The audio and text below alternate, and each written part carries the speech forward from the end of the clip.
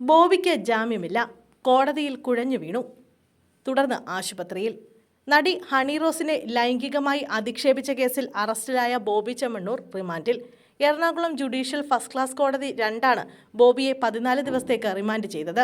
ജാമ്യം വേണമെന്ന പ്രതിഭാഗത്തിന്റെ വാദം കോടതി തള്ളി. ഉത്തരവ് കേട്ട ബോബി കോടതിയിൽ കുഴഞ്ഞു വീണു. ഇതേ തുടർന്ന് അദ്ദേഹത്തെ ആശുപത്രിയിലേക്ക് മാറ്റും. ബോബി ചെമ്മണ്ണൂരിന് വേണ്ടി അഡ്വക്കേറ്റ് ബി രാമൻപിള്ളയാണ് ഹാജരായത്.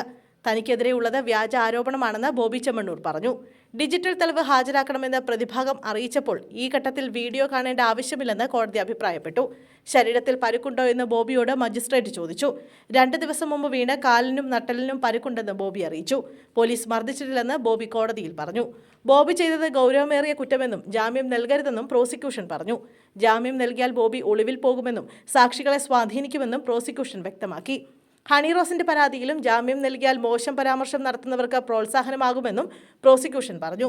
ഉച്ചയ്ക്ക് 12:45 ബോബിയെ സെൻട്രൽ പോലീസ് സ്റ്റേഷനിൽ നിന്നും Ernakulam first class judicial magistrate കോടതിയിൽ എത്തിച്ചത്.